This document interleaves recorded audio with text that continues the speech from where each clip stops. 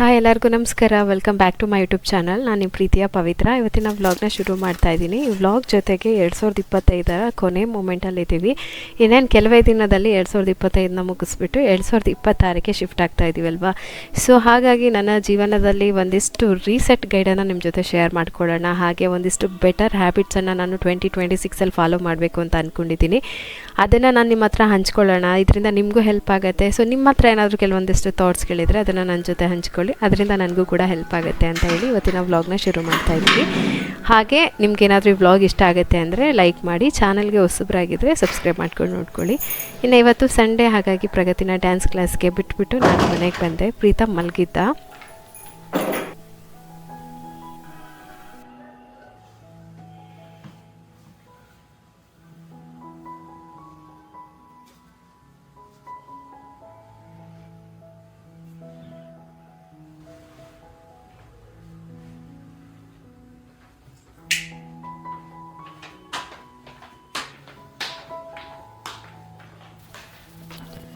ಮೊದಲನೇದಾಗಿ ನಾನು ನಿಮ್ಮ ಜೊತೆ ಶೇರ್ ಮಾಡ್ಕೊಳ್ತಾ ಇರೋ ವಿಷಯ ಬಂದುಬಿಟ್ಟು let go of one thing that drains your energy ಅಂತ. ಅಂದರೆ ಇವಾಗ ನಮ್ಮ ಜೀವನದಲ್ಲಿ ಕೆಲವೊಂದಿಷ್ಟು ವಿಚಾರಗಳು ನಮ್ಮ ಎನರ್ಜಿನ ಸಿಕ್ಕಾಬಿಟ್ರೆ ಡ್ರೈನ್ ಮಾಡುತ್ತೆ. ನಮಗೆ ಗೊತ್ತಿಲ್ಲದಲ್ಲೇ ಇರುವಂತಹ ಕೆಲವೊಂದಿಷ್ಟು ರಿಲೇಷನ್ಶಿಪ್ಗಳಿರ್ಬೋದು, ಅಂತ ಅಂದರೆ friendship, family, toxic relationship. So ಈ ಎಲ್ಲ ವಿಚಾರಗಳು ನಮ್ಮ ಲೈಫನ್ನು ತುಂಬಾ ಬೇಜಾರು ಮಾಡುವಂತಹ ಸಂದರ್ಭಗಳನ್ನ ಸೃಷ್ಟಿ ಮಾಡಿಬಿಡುತ್ತೆ. ಸಂಬಂಧಗಳಿರ್ಬೋದು, ಸನ್ನಿವೇಶ ಎಲ್ಲನೂ 2025 ಬಿಟ್ಟು 2026ಕ್ಕೆ ತುಂಬ ಖುಷಿಯಾಗಿ ಕಾಲಿಡೋಣ ಅಂತ ಅಂದ್ಕೊಂಡಿದ್ದೀನಿ. ಪ್ರತಿಯೊಬ್ಬರು ಲೈಫಲ್ಲೂ ಕೂಡ ಒಂದು ಈ ಥರ ಟಾಕ್ಸಿಕ್ ರಿಲೇಷನ್ಶಿಪ್ಪು ಅಥವಾ ಒಂದು ಸನ್ನಿವೇಶನೋ ಏನೋ ಒಂದು ನಡೆದೋಗಿರುತ್ತೆ. ಸೊ ಅದನ್ನು ಚಿಂತೆ ಮಾಡಿ ನಾವು ಎನರ್ಜಿನ ಡ್ರಾಪ್ ಮಾಡ್ಕೊಳ್ತಾ ಇರ್ತೀವಿ, ಅಥವಾ ಏನೋ ಒಂದು ವಿಚಾರನ ತುಂಬ ಅತಿಯಾಗಿ ಯೋಚನೆ ಮಾಡಿ ನಮ್ಮ ಆರೋಗ್ಯನ ಕೆಡ್ಸ್ಕೊತಾ ಇರ್ತೀವಿ, ಅಥವಾ ಹೊಸ ವಿಷಯಕ್ಕೆ ಯೋಚನೆ ಮಾಡುವಂತಹ ಕೆಪಾಸಿಟಿಯನ್ನು ಕಳ್ಕೊಳ್ತಾ ಇರ್ತೀವಿ. ಸೊ ಆದ್ದರಿಂದ 2025ರಲ್ಲಿ ನಮ್ಮ ಎನರ್ಜಿನ ಡ್ರೈನ್ ಮಾಡುವಂತಹ 1, 2, 3, 4, 5 ಎಷ್ಟೇ ವಿಚಾರ ಇದ್ರೂ ಅಲ್ಲೇ ಬಿಟ್ಟು 2026ಕ್ಕೆ ಅದನ್ನು ಕ್ಯಾರಿ ಮಾಡೋದು ಬೇಡ ಅನ್ನೋದು ನನ್ನ ಆಲೋಚನೆ.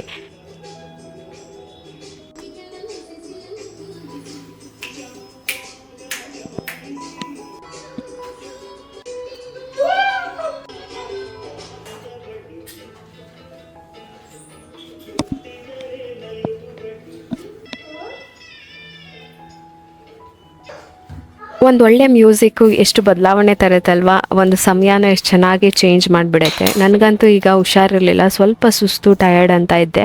ಹಾಗಾಗಿ ಪ್ರತಿದಿನ ಎಳ್ನೀರನ್ನ ತೊಗೊಂಬಂದು ಕೊಡ್ತಾರೆ, ಒಂದಿನೂ ಮಿಸ್ ಆಗಿಲ್ಲ. ಸೊ ಪ್ರತಿದಿನ ಎಳ್ನೀರು ಕುಡಿಯೋದು, ಮತ್ತು ನನಗೆ ಈ ಎಳ್ನೀರಲ್ಲಿ ತೆಂಗಿನಕಾಯಿ ಗಂಜಿ ಇದೆಯಲ್ಲ, ಅದು ತುಂಬ ಇಷ್ಟ ಆಗುತ್ತೆ. ಎಷ್ಟು ಒಂಥರ ಸಾಫ್ಟಾಗಿ, ಸ್ವೀಟಾಗಿ, ಮೈಲ್ಡಾಗಿ ತುಂಬ ಚೆನ್ನಾಗಿರುತ್ತೆ. ಸೊ ಸ್ವಲ್ಪ ಜಾಸ್ತಿ ಬಲ್ತಿಲ್ಲ, ತುಂಬ ಎಳೆಯದಲ್ಲ ಅನ್ನೋ ಥರ ಮೀಡಿಯಮಲ್ಲಿ ಇರುತ್ತಲ್ಲ, ಅದಂತೂ ತುಂಬ ರುಚಿ. ಸೊ ಡೈಲಿ 1 ಟೈಮ್ ಅಥವಾ ಬೆಳಗ್ಗೆ ಇಲ್ಲ ಸಂಜೆ ಒಂದು ಎಳ್ನೀರು ಕುಡಿತೀನಿ, ಅದರಿಂದ ಸ್ವಲ್ಪ ರಿಲೀಫ್ ಅನಿಸುತ್ತೆ.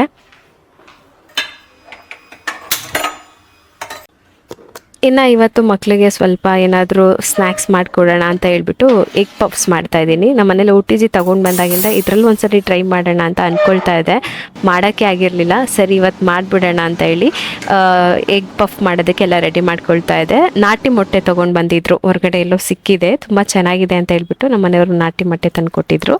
ಸರಿ ಈ ಸರಿ ನಾಟಿ ಮೊಟ್ಟೆಲಿ ಟ್ರೈ ಮಾಡೋಣ ಹೆಂಗೆ ಬರುತ್ತೆ ಅಂತ ಹೇಳಿ ಮಾಡ್ತಾಯಿದ್ದೀನಿ. ಅದಕ್ಕೆ ಸ್ವಲ್ಪ ನಾನು ಗೋಧಿ ಹಿಟ್ಟು ಯೂಸ್ ಮಾಡ್ತಾಯಿಲ್ಲ, ಮೈದಾ ಹಿಟ್ಟು ಯೂಸ್ ಮಾಡ್ತಾ ಇದ್ದೀನಿ. ಸೊ ಅಪರೂಪಕ್ಕೆ ಮಾಡೋದು ಸ್ವಲ್ಪ ಟೇಸ್ಟಾಗಿ ಮಾಡೋಣ ಅಂತ.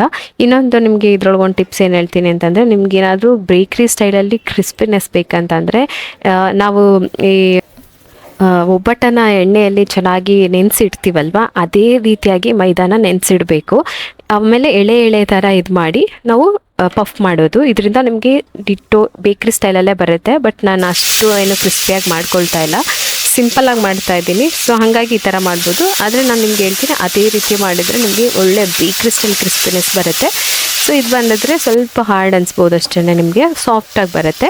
ಇನ್ನು ಎಣ್ಣೆಗೆ ಸ್ವಲ್ಪ ಈರುಳ್ಳಿ, ಟೊಮೊಟೊ, ಒಂದಿಷ್ಟು ಮಸಾಲೆಗಳನ್ನೆಲ್ಲ ಹಾಕ್ಕೊಂಡಿದ್ದೀನಿ. ಸ್ವಲ್ಪ ಸ್ಪೈಸ್ಗೆ ಒಂದು 2 ಹಸಿರು ಮೆಣಸಿನ್ಕಾಯಿ ಕಟ್ ಮಾಡಿದ್ದೀನಿ. ಈ ರೆಸಿಪಿ ಬೇಕು ಅಂದರೆ ಆಲ್ರೆಡಿ ನಾನು ಡೀಟೇಲ್ಸಾಗಿ ಹಾಕಿದ್ದೀನಿ. ಎಣ್ಣೆಯಲ್ಲಿ ಡೀಪ್ ಫ್ರೈ ಮಾಡಿರೋದು. ಇದೇ ರೀತಿ ನಿಮ್ಮ ಮನೇಲಿ ಒಟ್ಟಿಜಿಲ್ಲ ಅಂದರೆ ಎಣ್ಣೆಯಲ್ಲಿ ಡೀಪ್ ಫ್ರೈ ಮಾಡ್ಬೋದು. ಇದರಲ್ಲೊಮ್ಮೆ ಟ್ರೈ ಮಾಡಿ.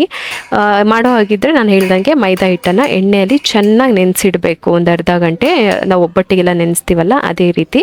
ಇನ್ನು ಮೊಟ್ಟೆ ನೋಡಿ ಚೆನ್ನಾಗಿದೆ ಅಲ್ಲ, ನಾಟಿ ಮೊಟ್ಟೆ ಅಲ್ವಾ, ಸ್ವಲ್ಪ ಸಣ್ಣ ಬರುತ್ತೆ. ಅದಕ್ಕೆ ನಾನಿವತ್ತು ಫುಲ್ ಮೊಟ್ಟೆ ಹಾಕಿ ಪಪ್ಸ್ ಮಾಡ್ಕೊಳ್ಳೋಣ ಅಂತ ಹೇಳಿದೆ.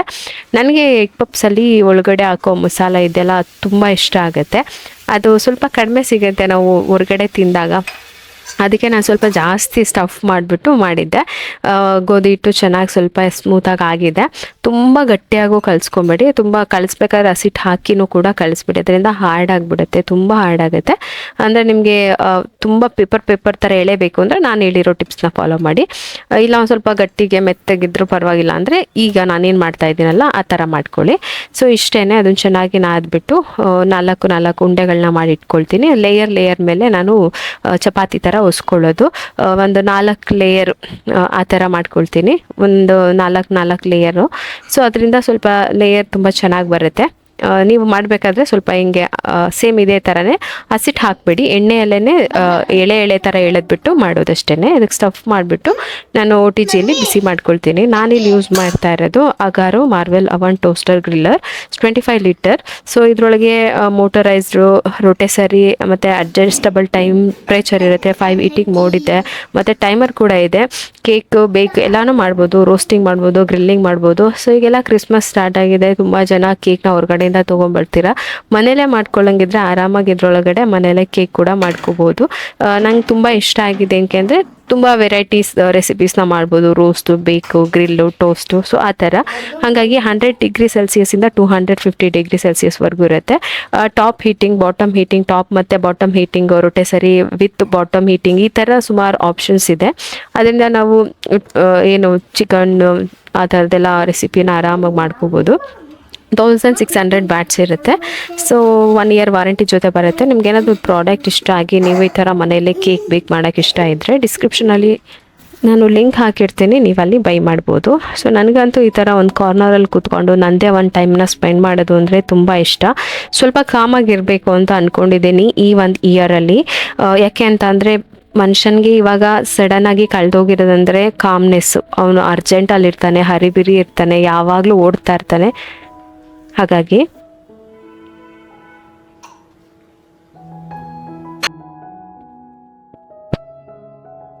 ಸೊ ನೈಟಿಗೆ ಸ್ವಲ್ಪ ಫಿಶ್ ತೊಗೊಂಡು ಬಂದಿದ್ರು, ಸಾಂಬಾರು ಮಾಡಿಕೊಡೋಣ ಅಂತ ಹೇಳ್ಬಿಟ್ಟು ಮಾಡ್ತಾಯಿದ್ದೆ. ಆಮೇಲೆ ಒನ್ ಟೈಮ್ಗೆ ಅದು ನಮ್ಮ ಮನೇಲಿ ಕಮ್ಮಿ ಜನ ತಿನ್ನೋದ್ರಿಂದ ಒಂದು ಸ್ವಲ್ಪ ಫ್ರೈ ಮತ್ತು ಒಂದು ಸ್ವಲ್ಪ ಸಾಂಬಾರು ಮಾಡಿಕೊಡೋಣ ಅಂತ ಹೇಳ್ಬಿಟ್ಟು ಎಲ್ಲ ಕ್ಲೀನ್ ಮಾಡ್ತಾಯಿದ್ದೀನಿ.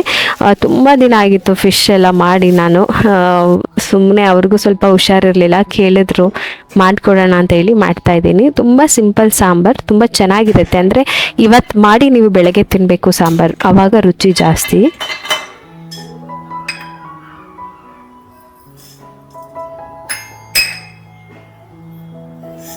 ಬಾಣಲಿಗೆ ಸ್ವಲ್ಪ ಮೆಣಸು, ಜೀರಿಗೆ ಮತ್ತು ಸ್ವಲ್ಪ ಸಾಸಿವೆ ಜಾಸ್ತಿ ಹಾಕೋದು ಬೇಡ. ಒಂದು ಸ್ವಲ್ಪ ಧನಿಯಾ ಕಾಳು ಇಷ್ಟನ್ನು ಹಾಕಿ ಲೈಟಾಗಿ ಹುರಿದು ಇಟ್ಕೊಂಡಿದ್ದೀನಿ.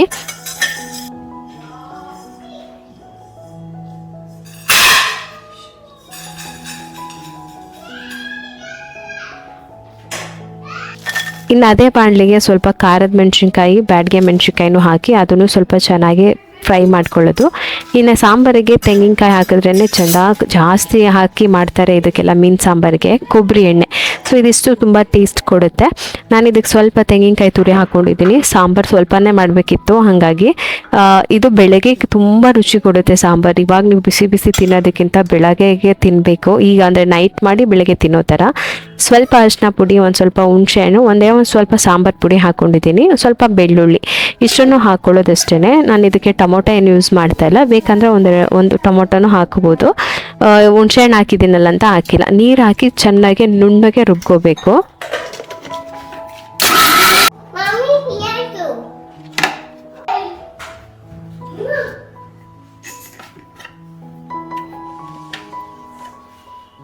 ಸೊ ರುಬ್ಬಿರೋ ಮಸಾಲೆಗೆ ಒಂದಿಷ್ಟು ಒಗ್ಗರಣೆ ಹಾಕೊಂಡ್ಬಿಟ್ರೆ ಸಾಂಬಾರು ರೆಡಿ ಆಗಿಬಿಡುತ್ತೆ. ಒಗ್ಗರಣೆಗೆ ಸ್ವಲ್ಪ ಈರುಳ್ಳಿಯನ್ನೆಲ್ಲ ಸಣ್ಣ ಸಣ್ಣದಾಗಿ ಕಟ್ ಮಾಡಿ ಇಟ್ಕೊತಾ ಇದ್ದೀನಿ. ಎಣ್ಣೆಗೆ ಸ್ವಲ್ಪ ಈರುಳ್ಳಿ, ಹಸಿರುಮೆಣಸಿಕಾಯಿ ಇಷ್ಟೇ. ಇದನ್ನು ಒಗ್ಗರಣೆ ಹಾಕ್ಬಿಟ್ಟು ರುಬ್ಬಿರುವಂತಹ ಮಸಾಲಾನ ಅದ್ರೊಳಗೆ ಹಾಕ್ಕೊಂಡ್ರೆ ಆಯಿತು. ಕೊಬ್ಬರಿ ಎಣ್ಣೆ ಇತ್ತು, ಬಟ್ ನಾನು ಕಡಲೆಕಾಯಿ ಎಣ್ಣೆನೇ ಹಾಕ್ಕೊಳ್ತಾ ಇದ್ದೀನಿ. ಇದ್ರೆ ನೀವು ಕೊಬ್ಬರಿ ಎಣ್ಣೆ ಹಾಕ್ಕೊಳ್ಳಿ, ರುಚಿ ಚೆನ್ನಾಗಿರುತ್ತೆ.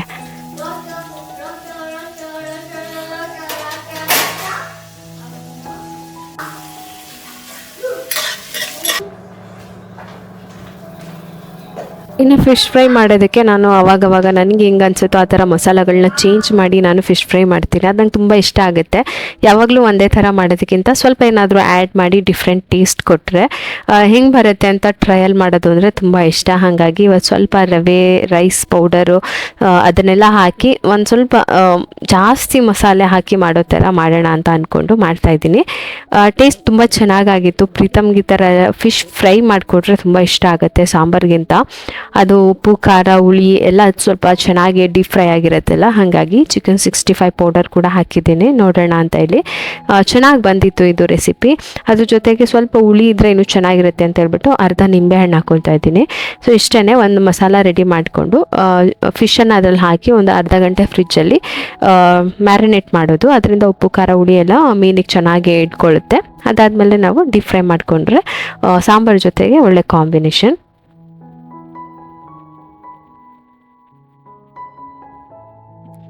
ಇನ್ನು ಇನ್ನೊಂದು ಟಿಪ್ಸ್ ಏನಾದರೂ ಹೇಳಬೇಕು ಅಂತ ಅಂದರೆ ನಾನು ಅಂದ್ಕೊಂಡಿರೋದು 30 ಡೇಸ್ ಚಾಲೆಂಜ್ ಅಂತ ಹೇಳ್ಬಿಟ್ಟು ಎಲ್ಲರೂ ಮಾಡ್ತಾರೆ ಲೈಫಲ್ಲಿ.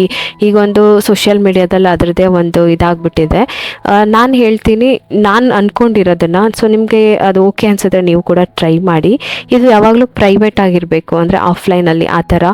ಈಗೇನೋ ಒಂದು ಚಾಲೆಂಜ್ ಮಾಡಿದ್ದೀವಿ, ಅದನ್ನು ನಾವು ಸೋಷಿಯಲ್ ಮೀಡಿಯಾದಲ್ಲಿ ಶೇರ್ ಮಾಡ್ತಾ ಇದ್ದೀವಿ ಅಂತ ಅಂದಾಗ ಆ ಚಾಲೆಂಜ್ ಎಕ್ಸ್ಪೀರಿಯೆನ್ಸ್ಗಿಂತ ಪರ್ಫಾರ್ಮೆನ್ಸ್ ಬಗ್ಗೆ ಜಾಸ್ತಿ ಗಮನ ಹೋಗ್ಬಿಡುತ್ತೆ. ಅಂದರೆ ಇವಾಗ ನಾವೇನು 30 ಡೇಸ್ ಚಾಲೆಂಜ್ ತೊಗೊಂಡು ವಿಡಿಯೋ ಮಾಡ್ತಾ ಇದ್ದೀವಿ, ಅದರಿಂದ ಇನ್ಸ್ಪೈರ್ ಆಗೋದಕ್ಕಿಂತ ನಮಗೆ ಲೈಕ್ಸ್ ಎಷ್ಟು ಬಂತು, ಕಮೆಂಟ್ಸ್ ಎಷ್ಟು ಬಂತು, ಯಾರು ನೋಡಿದ್ರು, ಏನಾಯಿತು, ಸೊ ಇದಾಗಿಬಿಡುತ್ತೆ. ಅದು ಪ್ರೈವೇಟಲ್ಲಿ ಇರೋದೇ ಇಲ್ಲ, ಬೇರೆ ಥರನೇ ಆಗೋಗುತ್ತೆ. ಹಾಗಾಗಿ ನಮ್ಮ ಒಂದು ಲೈಫಲ್ಲಿ 30 ಡೇಸ್ ಚಾಲೆಂಜ್ ಅಂತ ಅಂದರೆ ನಮ್ಮ ಹೆಲ್ತ್ಗೋಸ್ಕರ, ನಮಗೋಸ್ಕರ ಮಾಡ್ಕೊಳ್ಳೋಂಥ ಒಂದು ಚಾಲೆಂಜ್ ಆಗಿರ್ಬೋದು. ಸೊ ಏನಂತ ಅಂದರೆ ಅದನ್ನು ಯಾವುದೇ ರೀತಿಯಾದಂಥ ಅಪ್ಡೇಟ್ ಮಾಡೋ ಹಂಗಿರಲ್ಲ. ನಾವು ಸ್ಟ್ರಾಂಗ್ ಆಗಿರಬೇಕು. ಸೊ ಹಾಗಾಗಿ ನಮಗೋಸ್ಕರ, ನಮ್ಮ ಟೈಮ್ಗೋಸ್ಕರ ಸೊ ನಾವು ಮಾಡ್ಕೊಳ್ಳೋದು. Example 130 days no junk challenge ಮಾಡಿ ತುಂಬ ವೆಯ್ಟ್ ತುಂಬ ಗೇನ್ ಇರೋರು ನೋ ಸ್ವೀಟ್ ಚಾಲೆಂಜ್ ಮಾಡ್ಬೋದು, ನೋ ಶುಗರ್ ಚಾಲೆಂಜ್ ಮಾಡ್ಬೋದು. 30 ಡೇಸ್ ಎವ್ರಿ ಡೇ ವಾಕ್ ಮಾಡ್ತೀನಿ ಅಂತ ಮಾಡ್ಬೋದು, ಹೆಲ್ತ್ ಕಾನ್ಷಿಯಸ್ ಇದ್ದರೆ. ಸೊ ಈ ಥರ ನಿಮ್ಗೆ ಏನು ಲೈಫಲ್ಲಿ ಬದಲಾವಣೆ ಬೇಕಿತ್ತು, ನಾನೇನೋ ಫಾಲೋ ಮಾಡಬೇಕಿತ್ತು, ಮಾಡೋಕ್ಕಾಗ್ತಾಯಿಲ್ಲ ಅನ್ನೋದನ್ನು ಈ ಥರ ಒಂದು 30 ಡೇಸ್ ಚಾಲೆಂಜ್ ಆಗಿ ಆಫ್ಲೈನಲ್ಲಿ ನಮಗೋಸ್ಕರ, ಇದು ನಮ್ಗೆ ಪರ್ಸ್ನಲಿ ನಮಗೋಸ್ಕರ ಅಂತ ನಾವು ಮಾಡಿದರೆ ಸೊ ಅಲ್ಲಿ ನಮಗೆ ಪರ್ಫಾಮೆನ್ಸ್ಗಿಂತ ನಮ್ಮ ಎಕ್ಸ್ಪೀರಿಯೆನ್ಸ್ ಜಾಸ್ತಿ ಆಗುತ್ತೆ ಅಂತ ನನಗನ್ಸುತ್ತೆ. ಸೊ ಅದನ್ನು ನಾನು ಕೂಡ ಟ್ರೈ ಮಾಡ್ತಾಯಿದ್ದೀನಿ, ಟ್ರೈ ಮಾಡಬೇಕು, ಇನ್ನೂ ಜಾಸ್ತಿ ಅದನ್ನು ತುಂಬ ಮಾಡಬೇಕು ಅಂತ ಹೇಳಿ ಅಂದ್ಕೊಂಡಿದ್ದೀನಿ. ಸೊ ಈ ಒಂದು 30 ಡೇಸ್ ಚಾಲೆಂಜ್ನ ಸೋಷಿಯಲ್ ಮೀಡಿಯಾದಲ್ಲಿ ಇಡೋದ್ರಿಂದ ನಮಗೆ ಲಾಭಕ್ಕಿಂತ ನಷ್ಟನೇ ಜಾಸ್ತಿ ಅಂತ ಅನಿಸುತ್ತೆ.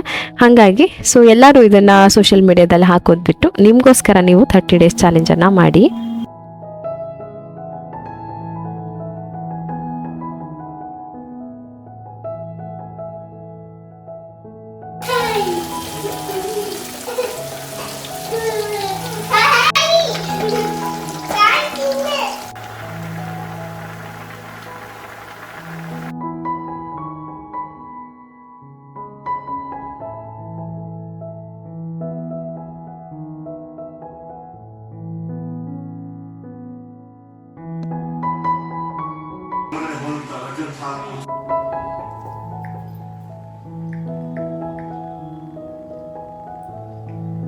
ಸೊ ಇವತ್ತಿನ ವ್ಲಾಗ್ ಅಂದರೆ ಇಲ್ಲಿಗೆ ಮುಗಿಸ್ತಿದ್ದೀನಿ. ನೆಕ್ಸ್ಟ್ ಮಾರ್ನಿಂಗ್ ಹಾಗೆ ವ್ಲಾಗ್ನ ಕಂಟಿನ್ಯೂ ಮಾಡೋಣ.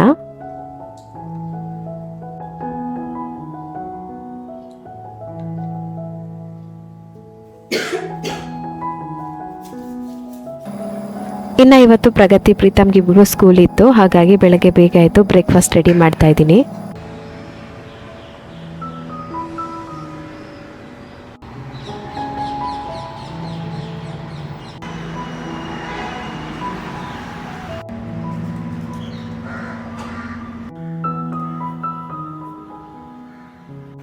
ಇನ್ನು ನೆಕ್ಸ್ಟ್ ನನಗೆ ಅನಿಸಿರೋದು, ರಿಲೇಷನ್ಶಿಪ್ಪಲ್ಲಿ ಒಂದು ಎಕ್ಸ್ಪೆಕ್ಟೇಷನ್ನ ಇಟ್ಕೊಂಡಿರ್ತೀವಿ. ಅದು ಫ್ರೆಂಡ್ಸ್ ಆಗಿರ್ಬೋದು ಅಥವಾ ತುಂಬ ಹತ್ರದ ರಿಲೇಷನ್ಶಿಪ್ ಆಗಿರ್ಬೋದು. ಸೊ ಆ ಒಂದು ಎಕ್ಸ್ಪೆಕ್ಟೇಷನ್ಗೆ ಲಿಮಿಟೇಷನ್ ಹಾಕೊಳ್ಳೋದನ್ನು ಕಲ್ತ್ಕೊಳ್ಳಿ. ಯಾಕೆ ಅಂತ ಅಂದರೆ ಈ ಸಮಯ ಸಂದರ್ಭ ಎಂಥ ನಂಬಿಕಸ್ಥರನ್ನು ಬದಲಾಯಿಸ್ಬಿಡುತ್ತೆ. ಅವರು ನಮ್ಮವರ, ಇವ್ರು ನಾನು ನಂಬಿದವರ, ಇವ್ರು ಈ ಥರನ ಅನ್ನೋ ಥರ ಒಂದು ಬದಲಾವಣೆ ಬಂದ್ಬಿಡುತ್ತೆ. ಸೊ ಹಾಗಾಗಿ ರಿಲೇಷನ್ಶಿಪ್ಪಲ್ಲಿ ಎಕ್ಸ್ಪೆಕ್ಟೇಷನ್ ಇಟ್ಕೊಳ್ಳೋದನ್ನ ಬಿಟ್ಟರೆ ನಮಗಾಗುವಂತಹ ನೋವು ಏನಿರುತ್ತಲ್ಲ ಅದು ತುಂಬ ಕಡಿಮೆ ಆಗುತ್ತೆ. ಅದ್ರ ಜೊತೆಗೆ ಯಾವತ್ತೂ ಬದಲಾಗ್ದಲ್ಲಿರೋ ಒಬ್ಬ ವ್ಯಕ್ತಿ ಇರ್ತಾರೆ, ಅವರು ಬದಲಾಗ್ತಾರೆ ಅನ್ನೋ ಎಕ್ಸ್ಪೆಕ್ಟೇಷನ್ ಇಟ್ಕೊಂಡು ಇರ್ತೀವಿ ನೋಡಿ, ಅದನ್ನು ಬಿಟ್ಬಿಡಬೇಕು. ಬದಲಾಗೋ ವ್ಯಕ್ತಿಗೆ ಬದಲಾವಣೆ ಇಷ್ಟ ಇಲ್ಲ ಅಂದಮೇಲೆ ಆ ವ್ಯಕ್ತಿ ಬದಲಾಗೋದನ್ನು ಎಕ್ಸ್ಪೆಕ್ಟ್ ಮಾಡಿ ನಮ್ಗೆ ಏನಾಗಬೇಕಾಗಿದೆ, ಎಕ್ಸ್ಪೆಕ್ಟ್ ಮಾಡೋದನ್ನು ಕಮ್ಮಿ ಮಾಡಿದಷ್ಟು ನೆಮ್ಮದಿ ಸಿಗುತ್ತೆ ಅಂತ ನನಗನ್ಸುತ್ತೆ. ಹಾಗಾಗಿ ಕೆಲವೊಂದಿಷ್ಟು ಸಂಬಂಧಗಳಲ್ಲಿ ಎಕ್ಸ್ಪೆಕ್ಟೇಷನ್ಗೆ ಒಂದಿಷ್ಟು ಲಿಮಿಟೇಷನ್ನ ಹಾಕ್ಕೊಂಡ್ರೆ 2026 ನನಗೆ ತುಂಬ ಖುಷಿ ಕೊಡುತ್ತೆ ಅಂತ ನನಗನ್ಸುತ್ತೆ.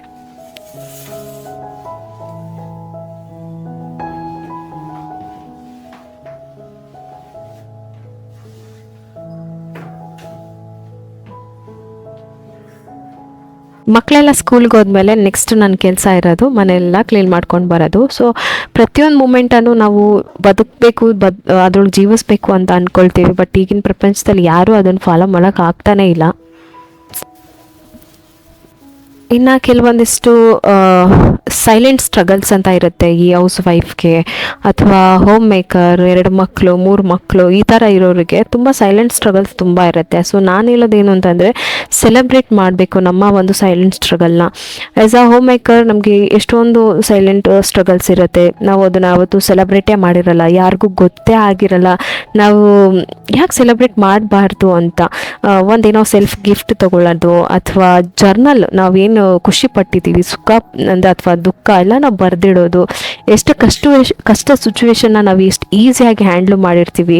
ಫ್ಯಾಮಿಲಿ, ಮಕ್ಕಳು, ಅವ್ರ ಆರೋಗ್ಯ, ಅವ್ರ ಊಟ, ಅವ್ರ ಉಪಚಾರ, ಮನೆ ಮೇಂಟೆನೆನ್ಸ್. ಈಗಂತೂ ಹೆಣ್ಮಕ್ಳು ದುಡಿಯೋದು, ಫೈನಾನ್ಷಿಯಲಿ ಎಲ್ಲವನ್ನು ನೋಡ್ಕೊಳ್ತಾ ಇರ್ತೀವಿ. ಸೊ ಅದೆಲ್ಲ ನಮಗೆ ಸ್ಟ್ರಗಲ್ಸ್. ಬಟ್ ಅದನ್ನು ಯಾರೂ ರೆಕಗ್ನೈಸ್ ಮಾಡಲ್ಲ, ಅದನ್ನು ಯಾರೂ ಅಪ್ರಿಷಿಯೇಟ್ ಮಾಡಲ್ಲ. ಸೊ ಯಾಕೆ ನಾವು ಸೆಲೆಬ್ರೇಟ್ ಮಾಡ್ಬೋದು? ಅದರಿಂದ ನಮ್ಗೆ ಎಷ್ಟು ಮೆಂಟಲ್ ಸ್ಟ್ರೆಸ್ ಆಗಿರುತ್ತೆ, ಫೈನಾನ್ಷಿಯಲ್ ಪ್ರೆಷರು, ಲೋನ್ಲಿನೆಸ್ಸು, ಹೆಲ್ತ್ ಸ್ಟ್ರಗಲ್, ಇದನ್ನೆಲ್ಲ ಮೀರಿ ನಾವು ಅವ್ರಿಗೋಸ್ಕರ ಏನೋ ಮಾಡ್ತಾ ಇರ್ತೀವಿ. ಸೊ ನಾವೇ ಸಣ್ಣದಾಗಿ ಒಂದು ಸೆಲೆಬ್ರೇಟ್ ಮಾಡ್ಕೊಳ್ಳೋಣ, ನಮಗೆ ಸೆಲ್ಫ್ ಗಿಫ್ಟ್ ಕೊಟ್ಕೊಳ್ಳೋಣ, ನಮ್ಗೊಂದಿನ ರಿಲ್ಯಾಕ್ಸೇಷನ್ ಕೊಡೋಣ, ಒಂದಿನ ರೆಸ್ಟ್ ಮಾಡೋಣ. ಸೊ ಇದರಿಂದ ನಮಗೆ ಖುಷಿ ಆಗುತ್ತೆ ಅಂತ ನನಗನ್ಸುತ್ತೆ. ಇನ್ನು ಸೆಲ್ಫ್ ಕೇರ್ ಆ್ಯಕ್ಟಿವಿಟೀಸ್ ಲಿಸ್ಟನ್ನು ಮಾಡ್ಕೊಳ್ಳೋದು ಅಂತ ಅಂದರೆ, ಹೇರ್ ಕೇರ್. ಈಗ ಹಂಗೆ ತುಂಬ ಹೇರ್ ಫಾಲ್ ಆಗ್ತಾಯಿತ್ತು, ನಾನು ಕೇರೇ ಮಾಡ್ತಾ ಇರಲಿಲ್ಲ.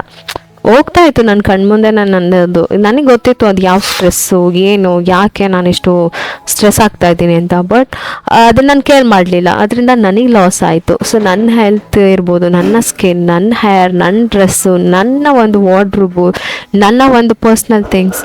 ಸೊ ಅದ್ರ ಬಗ್ಗೆ ನಾವು ಕೇರ್ ಮಾಡೋಣ ಅಲ್ವಾ. ಇಲ್ಲಿ ಬಂದಿದ್ದೀವಿ ಅಂತ ಅಂದರೆ ಈ ಪ್ರಪಂಚದ ಮೇಲೆ ಇರೋದನ್ನೆಲ್ಲ ಅನುಭವಿಸೋಕ್ಕೆ ಅಂತಲೇ ಬಂದಿರ್ತೀವಿ. ಸೊ ಹಾಗಾಗಿ ಅದು ಒಂದನ್ನು ನನ್ನ ಲಿಸ್ಟಲ್ಲಿ ನಾನು ಹಾಕ್ಕೊಂಡಿದ್ದೀನಿ. ಸೊ ಅದು ನನಗೆ ತುಂಬ ಖುಷಿ ಕೊಡುತ್ತೆ ಅಂತಲೂ ಅಂದ್ಕೊಂಡಿದ್ದೀನಿ. ಇನ್ನು 2025 ಮುಗಿತಾ ಇದೆಯಲ್ಲ, ಮನೆಯೂ ಕೂಡ ಎಲ್ಲ ಕ್ಲೀನ್ ಮಾಡಿಬಿಟ್ಟು ಬೇಡದಲ್ಲಿರುವಂಥ ಎಲ್ಲ ವಸ್ತುಗಳನ್ನ ಆಚೆಗೆ ಹಾಕಿ ಏನು ಬೇಕೋ ಅಷ್ಟು ಮಾತ್ರನೇ ಇಟ್ಕೊಂಡು ಸ್ವಲ್ಪ ಮಿನಿಮಲ್ ಆಗೋಣ ಅಂತಲೂ ಅಂದ್ಕೊಂಡಿದ್ದೀನಿ. ಅಂತ ಅಂದರೆ ನನಗೆ ಖುಷಿ ಕೊಡಬೇಕು, ನನಗೆ ಭಾರ ಅನ್ನಿಸ್ಬಾರ್ದು ಯಾವುದೇ ವಸ್ತುನು. ಹಾಗಾಗಿ ಅದ್ರ ಜೊತೆಗೆ ಇನ್ನೊಂದು ಎಕ್ಸ್ಟ್ರಾ ಟಿಪ್ಸ್ ಏನಂತಂದರೆ, ಮನೆಯಲ್ಲಿ ನಮಗೆ ಕೆಲಸಕ್ಕೆ ಹೆಲ್ಪ್ ಆಗುವಂಥ ಯಾವುದಾದ್ರೂ ಒಂದು ವಸ್ತುನ ನೀವು ತೊಗೋಬೇಕು ಅಂತ ಅಂದ್ಕೊಂಡಿದ್ರೆ ಖಂಡಿತ ಅದನ್ನು ಗಿಫ್ಟಾಗಿ ತೊಗೊಳ್ಳಿ. ಸೊ ಅದರಿಂದ ನಿಮ್ಮ ಕೆಲಸ ಕಡಿಮೆ ಆಗುತ್ತೆ, ನಿಮ್ಮ ಒತ್ತಡ ಕಡಿಮೆ ಆಗುತ್ತೆ. ಸೊ ಆ ಥರ ಏನಾದರೂ ಉಪಯೋಗ, ಒಂದು ವಾಕ್ಯೂಮ್ ಕ್ಲೀನರೇ ಇರ್ಬೋದು ಅಥವಾ ಒಂದು ಡಿಶ್ ವಾಷರ್ ಇರ್ಬೋದು.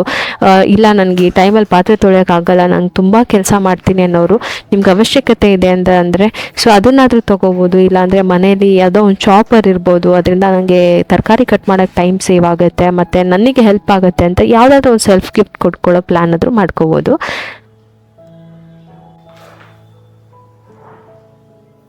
ಸೊ ನನ್ನ ಚಾನಲಲ್ಲಿ ನಾನು ಇನ್ಮೇಲೆ ಬೆಟರ್ ವಿಡಿಯೋಸ್ ಮಾಡಬೇಕು ಅಂತ ಅನ್ನೋದು ಕೂಡ ನನ್ನ 2025 ಎಂಡಿಂಗಲ್ಲಿ ಒಂದು ಡ್ರೀಮ್. ಸೊ ನಾನು 2025 ಈ ವರ್ಷದಲ್ಲಿ 1 lakh ಸಬ್ಸ್ಕ್ರೈಬರ್ನ ರೀಚ್ ಆಗ್ತೀನಿ ಅಂತ ಹೇಳ್ಬಿಟ್ಟು ಲಾಸ್ಟ್ ಇಯರೇ ಅಂದ್ಕೊಂಡಿದ್ದೆ. ಬಟ್ ಆಗಿಲ್ಲ, ಆದರೆ ಅದನ್ನು ನಾನು ಕಂಟಿನ್ಯೂ ಮಾಡ್ತೀನಿ, ನೆಕ್ಸ್ಟ್ ಖಂಡಿತ ಆಗುತ್ತೆ ಅಂತ ಹೇಳ್ಬಿಟ್ಟು ಹೋಪ್ಸಿಂದಾನೇ ಜೀವನ ಅಲ್ವಾ. ಸೊ ಹಾಗಾಗಿ ಇನ್ನು ಮನೆಯೆಲ್ಲ ಸ್ವಲ್ಪ ತುಂಬಾ ಧೂಳಾಗುತ್ತೆ. ಅಂದರೆ ಇದು ಕೂಡ ಹಾಗೇನೆ, ಹಿಂಗೆ ಅಂದರೆ ಕಣ್ಣಿಗೆ ಕಾಣಿಸೋದೇ ಇಲ್ಲ ಇಲ್ಲಿ ಧೂಳಿದೆಯಾ ಅಂತ ಹೇಳಿ, ಅಷ್ಟು ಧೂಳಾಗ್ತಾ ಇರುತ್ತೆ. ಅದನ್ನೆಲ್ಲ ಸ್ವಲ್ಪ ಕ್ಲೀನ್ ಮಾಡ್ಕೋಬೇಕು ಅವಾಗವಾಗ. ಇನ್ನು ಹೊಸ ವರ್ಷಕ್ಕೆ ಅಂತ ಸ್ವಲ್ಪ ಸ್ಪೆಷಲಾಗಿ ಕ್ಲೀನ್ ಮಾಡ್ತಾ ಇದ್ದೀನಿ. ನನ್ನ ಜೀವನದಲ್ಲಿ ನಾನು ಮೊದಲನೇ ಟೈಮ್ ತೊಗೊಂಡಂಥ ಒಂದು ಕ್ಯಾಮ್ರಾ ಅಂತ ಅಂದರೆ ಇಲ್ಲಿದೆ, ಒಂದು ಸ್ಟಾರ್ಟಿಂಗೇ ನಾನು 30,000 ಕೊಟ್ಟಿದ್ದೆ ಅಂತ ಅಂದ್ಕೊಳ್ತೀನಿ ಕ್ಯಾಮ್ರಾಗೆ. ಅವಾಗಿಂದ ಒಂಥರ ಹುಚ್ಚು ನನಗೆ. ಬೆಸ್ಟ್ ಕ್ವಾಲಿಟಿ ವಿಡಿಯೋ ಮಾಡಬೇಕು, ಸಿನಿಮಾ ರೇಂಜಲ್ಲಿ ಒಳ್ಳೆ ವಿಡಿಯೋ ಕೊಡಬೇಕು. ಸೊ ಈ ಥರ ಎಲ್ಲ ಆಸೆ ಪಡ್ತಾ ಇದ್ದೆ. ಅವತ್ತು ನಾನು ಈ ಕ್ಯಾಮ್ರಾನ ಕೇಳಿದಾಗ ನನ್ನ ಹಸ್ಬೆಂಡ್ ನನಗೆ ಫಸ್ಟ್ ಟೈಮ್ ಕೊಡಿಸಿದ್ರು. ನಾನು ಫಸ್ಟ್ನೇ ಚಾನಲು ನಂದು. ಅವಾಗ ಇನ್ನು ನನ್ನ ಸೆಕೆಂಡ್ ಚಾನಲ್ ಏನು ಈ ಚಾನಲ್ ಇದೆಯಲ್ಲ, ಇದು ಸ್ಟಾರ್ಟ್ ಮಾಡಿರಲಿಲ್ಲ. ಕ್ವಾರ್ಟರ್ಸಲ್ಲೇ ಒಂದು ವಿಡಿಯೋ ಮಾಡ್ತಾ ಇದ್ದೆ. ನಾವು ಅವಾಗ ಆರ್ಮಿ ಕ್ವಾರ್ಟರ್ಸಲ್ಲಿ ಇದ್ವಿ. ಅಲ್ಲಿ ವಿಡಿಯೋ ಮಾಡಬೇಕಾದ್ರೆ ಅಲ್ಲಿಂದನೂ ನಂಗೆ ಆಸೆ, ಕೊಟ್ಟರೆ ಬೆಸ್ಟ್ ಆಗಿರೋ ವಿಡಿಯೋ ಕೊಡಬೇಕು, ಬೆಸ್ಟ್ ಕ್ವಾಲಿಟಿ ವಿಡಿಯೋ ಕೊಡಬೇಕು ಅಂತ ಹೇಳಿ ಈ ಒಂದು ಕ್ಯಾಮ್ರಾ ತೊಗೊಂಡು ಬಂದೆ. ಕ್ಯಾಮ್ರಾ ತೊಗೊಂಡು ಬಂದಮೇಲೆ ಗೊತ್ತಾಗಿತ್ತು ಕ್ಯಾಮ್ರಾ ಹೆಂಗೆ ವರ್ಕ್ ಮಾಡಬೇಕು. ತುಂಬ ಬಿಗಿನರ್, ನನಗೇನು ಗೊತ್ತಿಲ್ಲ. ಕ್ಯಾಮ್ರಾ ಬಂದರೆ ವಿಡಿಯೋ ಮಾಡಿದ್ವಿ ಹಾಕಿದ್ವಿ ಅನ್ನೋ ತಲೆಯಲ್ಲಿತ್ತು. ಆಮೇಲೆ ಗೊತ್ತಾಯಿತು ಕ್ಯಾಮ್ರಾದಲ್ಲಿರೋ ವಿಡಿಯೋನ ಎಡಿಟ್ ಮಾಡೋಕೆ ಒಂದು ಲ್ಯಾಪ್ಟಾಪ್ ಬೇಕು, ಲ್ಯಾಪ್ಟಾಪ್ಗೆ ಒಂದು ಸಾಫ್ಟ್ವೇರ್ ಬೇಕು, ಆ ಸಾಫ್ಟ್ವೇರ್ನ ಯೂಸ್ ಮಾಡೋಕೆ ಗೊತ್ತಿರಬೇಕು. ಸೊ ಇಷ್ಟೆಲ್ಲ ಪ್ರೊಸೆಸಿಂಗ್ ಇದೆ ಅಂತಲೇ ಗೊತ್ತಿರ್ತಲೇ ಹೋಗಿ ಕ್ಯಾಮ್ರಾ ತೊಗೊಂಡು ಬಂದು ಅದರ ಸವಿ ನೆನಪಿಗೋಸ್ಕರ ಹಾಗೆ ಇಟ್ಕೊಂಡೆ. ಅದಾದಮೇಲೆ ಇನ್ನೊಂದು ಮತ್ತೊಂದು ಹೀಗೆ ಕ್ವಾಲಿಟಿ ಮೇಲೆ ಫೋಕಸ್ ಮಾಡ್ತಾ ಹೋಗ್ತಾ ಇದ್ದೆ ನಾನು. ಸೊ ಅಷ್ಟು ಒಂಥರ ಇಷ್ಟ ಆ ಒಂದು ನೆನಪಿಗೆ ಅಂತ ಹೇಳಿ ಆ ಕ್ಯಾಮ್ರಾನ ಹಾಗೆ ಇಟ್ಕೊಂಡಿದ್ದೀನಿ.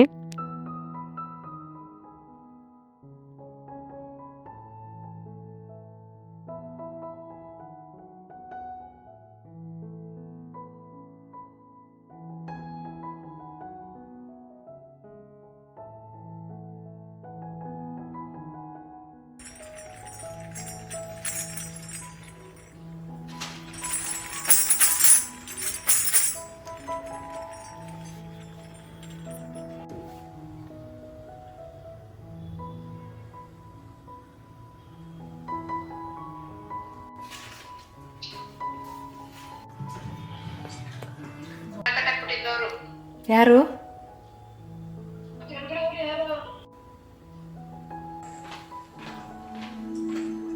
ಸೊ ಫೈನಲಿ ನನ್ನ ಕೈಲಾದಷ್ಟು ಎಲ್ಲ ಮನೆಯೆಲ್ಲ ಕ್ಲೀನ್ ಮಾಡಿಕೊಂಡೆ. ನಾನು ಒಂದೇ ದಿನ ಎಲ್ಲವನ್ನೂ ರಿಸ್ಕ್ ತೊಗೊಳಕ್ಕೆ ಹೋಗ್ತಾ ಇಲ್ಲ. ಮೊದಲು ಸ್ವಲ್ಪ ಆ ಥರ ಇತ್ತು ನನಗೆ, ಒಂದಿನದಲ್ಲಿ ಅಂದರೆ ಒಂದಿನದಲ್ಲಿ ಎಲ್ಲ ಕೆಲಸನೂ ಮಾಡಿಬಿಡ್ಬೇಕು ಅಂತ.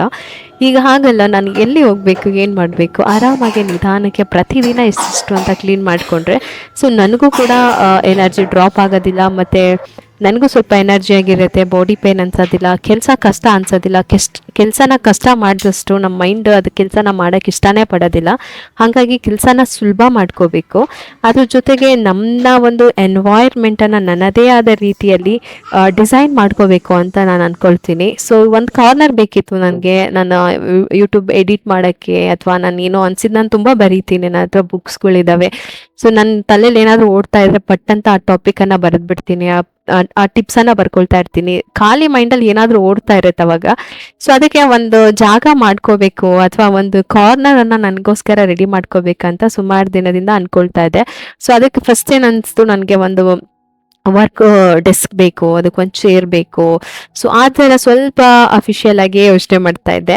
ಸೊ ಅದು ತಗೊಳಕ್ಕೆ ಆಗಲಿಲ್ಲ, ಹಂಗೆ ವೆಯ್ಟ್ ಮಾಡ್ತಾ ಇದ್ರೆ ಹಂಗೆ ಇರುತ್ತೆ ಅಂತ ಹೇಳ್ಬಿಟ್ಟು ನನ್ನ ಹತ್ರ ಒಂದು ಟೇಬಲ್ ಮತ್ತು ಒಂದು ಚೇರ್ ಇತ್ತು. ಸರಿ, ನನಗೆ ಒಂದು ಟೇಬಲ್ ಒಂದು ಚೇರ್ ಇದ್ರೆ ಸಾಕು, ನನ್ನ ಖುಷಿನೇ ಅಂತ ಹೇಳ್ಬಿಟ್ಟು ಅದನ್ನು ಸೆಟಪ್ ಮಾಡ್ಕೊಳ್ತಾ ಇದ್ದೆ. ಈ ಕಾರ್ನರಲ್ಲಿ ಲೈಟ್ಸ್ ಎಲ್ಲ ಹಾಕೊಂಡ್ರೆ ನೈಟ್ ಟೈಮಲ್ಲಿ ಬರೀ ಲೈಟ್ಸಲ್ಲಿ ಆ ಒಂದು ಜಾಗದಲ್ಲಿ ಕುತ್ಕೊಳ್ಳೋದಿದೆಯಲ್ಲ, ಆ ಮಜಾನೇ ಬೇರೆ, ಅದು ಕೊಡೋ ಖುಷಿನೇ ಬೇರೆ. ಅದರಿಂದ ನಾವು ಇನ್ನೂ ಕೆಲಸ ಜಾಸ್ತಿ ಮಾಡ್ತೀವಿ. ಆ ಜಾಗದಲ್ಲಿ ಹೋಗಿ ಕುತ್ಕೊಂಡು ಮಾಡೋದ್ರಿಂದ ಆ ಕೆಲಸದ ಮೇಲೆ ಇನ್ನೂ ಇಂಟ್ರೆಸ್ಟ್ ಜಾಸ್ತಿ ಆಗುತ್ತೆ. ಸೊ ಏನು ಮಾಡ್ಬೇಕು ಅನ್ಕೊಂಡಿದೀವಿ ಅದನ್ನ 100% ಮಾಡ್ತೀವಿ. ಸೊ ಹಾಗಾಗಿ ನಾನು ಈ ಒಂದು ಪ್ಲೇಸನ್ನು ನನಗೋಸ್ಕರ ಇವತ್ತು ಡಿಸೈನ್ ಮಾಡಿಕೊಂಡೆ. ನನಗೆ ಫ್ಲವರ್ಸು, ಆ ಹೂವಿನ ಚಿತ್ರಗಳು, ಹೂವು ಇದೆಲ್ಲ ತುಂಬ ಇಷ್ಟ ಅಲ್ವಾ. ಹಂಗಾಗಿ ಆ ಹೂವು ಇರೋ ಕರ್ಟನ್ಸ್ ಜೊತೆಗೆ ಕೆಲವೊಂದಿಷ್ಟು ಹೂವನ್ನ ರೀತಿ ಇಟ್ಟುಬಿಟ್ಟು ಅದಕ್ಕೆ ಲೈಟ್ಸ್ ಎಲ್ಲ ಹಾಕ್ಕೊಂಡೆ. ನಾನು ಏನು ರೂಮ್ ಲೈಟ್ ಎಲ್ಲ ಆನ್ ಮಾಡೋದಿಲ್ಲ ಕೆಲಸ ಮಾಡ್ಬೇಕಾದ್ರೆ, ಇವೆರಡು ಲೈಟ್ ಇದ್ರೆ ಸಾಕು, ಸೂಪರ್ ಆಗಿ ಕಾಣಿಸುತ್ತೆ. ನಂಗಂತೂ ಸಿಕ್ಕಾಪಟ್ಟೆ ಇಷ್ಟ ಆಯ್ತು ಈ ಒಂದು ವಾತಾವರಣ. ಸೊ ಈ ತರ ಎಲ್ಲಾನು ಲಕ್ಸುರಿ ಎಲ್ಲ ಅಂದ್ರೂ ನಮಗೆ ಕನ್ವೀನಿಯಂಟ್ ಆಗೋ ತರ ಏನಾದ್ರು ನಾವು ಮಾಡ್ಕೋಬಹುದು ಆರಾಮಾಗೆ. ಸೊ ಇದು ತುಂಬಾ ಇಷ್ಟ ಆಯ್ತು ನಂಗೆ. ಅವತ್ತಿಂದ ಈ ಒಂದು ಡಿಸೈನ್ದು ತಗೊಂಡ್ ಬಂದು ಹಂಗೆ ಇಟ್ಟಿದ್ದೆ. ಸೊ ಅಲ್ಲಿ ನೋಡೋದಕ್ಕೂ ಚೆನ್ನಾಗಿ ಕಾಣಿಸುತ್ತೆ, ಆ ಕಾರ್ನರ್ ಲುಕ್ಕು ಜಾಸ್ತಿ ಆಗುತ್ತೆ ಅಂತ ಹೇಳ್ಬಿಟ್ಟು ಅಲ್ಲಿ ಹಾಕ್ದೆ. ಸೊ ಈ ತರ ಇದೆ, ಲೈಟ್ ಎಲ್ಲ ಆಫ್ ಮಾಡಿ ಇಲ್ಲಿ ಕುತ್ಕೊಂಡು ಕೆಲಸ ಮಾಡ್ತಾ ಇದ್ರೆ ಎಷ್ಟು ತನಕ ಬೇಕಾದ್ರೂ ಕೆಲಸ ಮಾಡ್ಬೋದು, ಆರಾಮಾಗಿರುತ್ತೆ. ಮೈಂಡ್ ತುಂಬಾ ಚೆನ್ನಾಗಿ ಕಾಮಾಗಿ ವರ್ಕ್ ಆಗ್ತಾ ಇರುತ್ತೆ, ಒಳ್ಳೊಳ್ಳೆ ಐಡಿಯಾಸ್ ಬರ್ತಾ ಇರುತ್ತೆ ವಿಡಿಯೋ ಮಾಡೋದಕ್ಕೆ. ಸೊ ಈ ಒಂದು ಕಾರ್ನರ್ನ ಇವತ್ತು ಡಿಸೈನ್ ಮಾಡ್ಕೊಂಡಿದ್ದೀನಿ.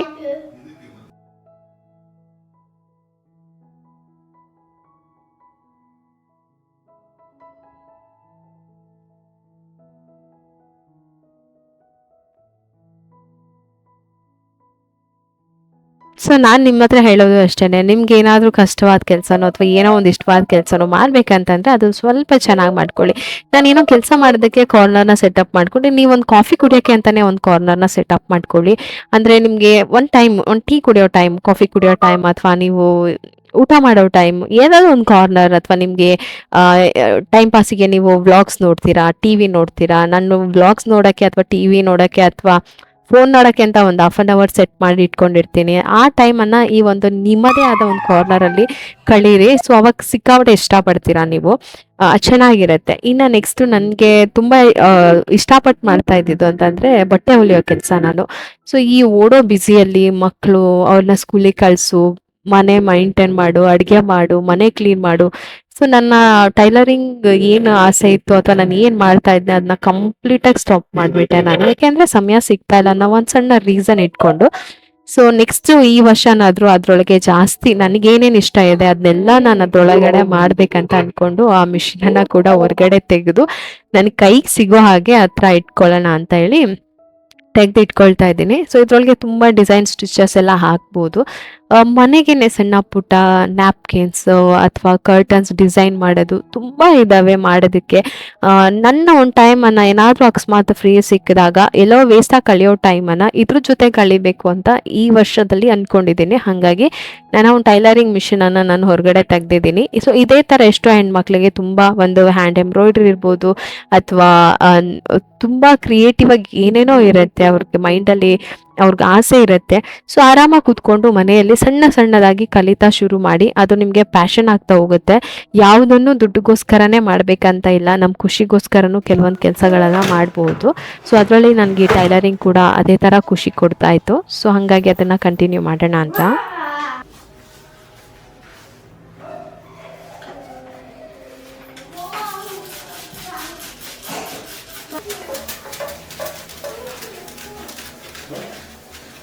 ಅದರ ಜೊತೆಗೆ ನಾನು ನೆಕ್ಸ್ಟ್ ಫಾಲೋ ಮಾಡಬೇಕು ಅಂತ ಅಂದ್ಕೊಂಡಿರೋದು, ಅದನ್ನು ಆಮೇಲೆ ಹೇಳ್ತೀನಿ.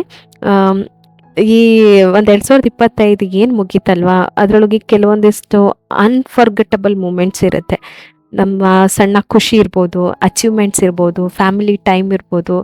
ಜೀವನದಲ್ಲಿ ಯಾರೋ ಬಂದ್ಬಿಟ್ಟು ಏನೋ ಒಂದು ಪಾಠ ಕಲಿಸ್ಬಿಟ್ಟು ಹೋಗಿರ್ತಾರೆ. ಆ ಒಂದು ಪಾಠ ಇರ್ಬೋದು, ಅದನ್ನೆಲ್ಲ ಬರಿತೀನಿ. 2025 ಮುಗೀತಾ ಇದೆ.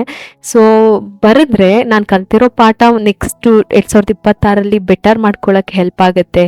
ನನ್ನ ಖುಷಿ ದುಪ್ಪಟ್ಟಾಗುತ್ತೆ, ಅಚೀವ್ಮೆಂಟ್ ಇನ್ನೂ ದುಪ್ಪಟ್ಟು ಮಾಡಬೇಕು ಅಂತ ಇರುತ್ತೆ. ಅಥವಾ ನಾನು ಆ ಪೇಜ್ ತೆಗೆದು ನೋಡಿದಾಗ ನಾನು ಇಷ್ಟೆಲ್ಲ ಮಾಡಿದ್ದೀನ ಅಂತ ಫೀಲ್ ಆಗುತ್ತೆ. ಸೊ ಈ ಥರ ನನಗೆ ಸುಮಾರು ಇದೆ. ಅದನ್ನೆಲ್ಲ ಒಂದು ಡೈರಿಯಲ್ಲಿ ಬರೆದಿಡಬೇಕು ಅಂತ ಅಂದ್ಕೊಂಡೆ. ಯಾಕೆಂತಂದರೆ ಮರ್ತುಬಿಡ್ತೀವಿ ನಾವು. ನಮ್ಮ ಲೈಫಲ್ಲಿ ಎಷ್ಟೆಲ್ಲ ಖುಷಿ ಮೂಮೆಂಟ್ಸ್ ಇರುತ್ತೆ, ಅದನ್ನ ನಾವು ಬೇಗ ಮರ್ತುಬಿಡ್ತೀವಿ. ಈ ವರ್ಷದಲ್ಲಿ ಅಂದ್ಕೊಂಡಷ್ಟು ಖುಷಿ ಇಲ್ಲ ಅಂದ್ರೂ, ಬಟ್ ಅನುಭವಿಸಿದ ಎಲ್ಲ ಮೂಮೆಂಟು ತುಂಬ ಖುಷಿ ಕೊಡ್ತು ನನಗೆ. ನಾವು ಒಂದು ಟ್ರಿಪ್ ಹೋಗಿದ್ವಿ, ಅದು ತುಂಬ ಚೆನ್ನಾಗಿತ್ತು. ನಮ್ಮ ಆ್ಯನಿವರ್ಸರಿನ ನಂದಿ ಬೆಟ್ಟದಲ್ಲಿ ಸೆಲೆಬ್ರೇಟ್ ಮಾಡಿದ್ವಿ. ಆ ಮೂಮೆಂಟ್ ಸಿಕ್ಕಾಬಡೆ ಖುಷಿ ನನಗೆ. ಅನ್ಫರ್ಗೆಟಬಲ್ ಮೂಮೆಂಟ್ ಅಂತ ಹೇಳ್ಬೋದು. ಅದು ಎಕ್ಸ್ಪೆಕ್ಟಾಗಿ ಅದು ಆ ಒಂದು ಮೂಮೆಂಟ್ ಕ್ರಿಯೇಟ್ ಆಯಿತು. ಸುಮ್ಮನೆ ಎಲ್ಲ ಹೋಗ್ಬೇಕಂತ ಹೋದ್ವಿ. ಆ ಟೈಮು, ಆ ವೆದರ್ ನಂಗೆ ತುಂಬ ಖುಷಿ ಕೊಡ್ತು. ನಮ್ಮ ಮನೆಯವ್ರಿಗೆ ಅಂತ ಒಂದು ಚಿನ್ನದ ಕೈ ಚಿನ್ನ ಗಿಫ್ಟ್ ಕೊಟ್ಟೆ, ಅದೊಂದು ಅಚೀವ್ಮೆಂಟ್ ಅಂತ ಅನ್ನಿಸ್ತು. ಮತ್ತು ನನ್ನ ಯೂಟ್ಯೂಬ್ ಚಾನಲ್ಗೋಸ್ಕರ ಒಂದಿಷ್ಟು ಇನ್ವೆಸ್ಟ್ ಮಾಡಿದ್ದೆ. ಅದಾದಮೇಲೆ ಹೀಗೆ ಸುಮಾರಿದೆ, ಹೇಳ್ಕೊಳಕ್ಕೆ ಆಗದಲ್ಲೇ ಇರೋವಂಥ ಎಷ್ಟೋ ಖುಷಿ ವಿಷಯ ಇದೆ. ಅದ್ರ ಜೊತೆಗೆ ಜೀವನಕ್ಕೆ ಕೆಲವೊಬ್ಬರು ಬಂದರು, ಒಂದಿಷ್ಟು ಪಾಠನ ಹೇಳ್ಕೊಟ್ಬಿಟ್ಟು ಹೋದರು, ಕಣ್ಣೀರು ಹಾಕ್ಸಿದ್ರು, ಈ ಒತ್ತಡ ಕೊಟ್ಟರು. ಸೊ ಅದೆಲ್ಲ ನನಗೆ ಲೆಸನ್ ಆಯಿತು ಇವತ್ತಿಗೆ. ಸೊ ಈ ಥರ ಅದ್ರ ಜೊತೆಗೆ 2026ಕ್ಕೆ ನಾನು ಒಂದು ಲೈನ್ ವರ್ಡಲ್ಲಿ ಏನೋ ಒಂದು ಜೀವನ ಮಾಡ್ಬೇಕು ಅಂದ್ಕೊಂಡಿದ್ದೀನಿ. ಅಂದರೆ ಅದು ಸ್ಲೋ ಲಿವಿಂಗ್. ತುಂಬ ಫಾಸ್ಟಾಗಿ ಓಡ್ತಾ ಇದ್ದೀವಿ, ಏನಂತ ಓಡ್ತಾ ಇದ್ದೀವಿ ಅಂತ ಗೊತ್ತಿಲ್ಲದಲ್ಲೇ ಓಡ್ತಾ ಇದ್ದೀವಿ. ಸೊ ನಿಂತು ನೋಡಿದಾಗ ನಂಗೆ ಅನ್ನಿಸ್ತು, ಇದೆಲ್ಲ ಸಾಕು, ನಾನು ಇನ್ನೂ ಸ್ವಲ್ಪ ನಿಧಾನಕ್ಕೆ ಜೀವನನ ಕಳೀಬೇಕು, ನಿಧಾನಕ್ಕೆ ನಡಿಬೇಕು. ಪ್ರತಿಯೊಂದು ಕ್ಷಣನೂ ಈ ಲೈಫಲ್ಲಿ ಅನುಭವಿಸ್ಕೊಂಡು ಹೋಗಬೇಕು. ಎಷ್ಟೊಂದು ನಡೀತಾ ಇದೆ, ಬಟ್ ನೆನ್ಪಿಟ್ಕೊಳ್ಳೋಂತಹ ಒಂದು ಕ್ಷಣನೂ ಕಳೀತಾ ಇಲ್ಲ. ನಾವು ತಿರುಗಿ ನೋಡಿದ್ರೆ ಮರ್ತೋಗ್ಬಿಟ್ಟಿರ್ತೀವಿ.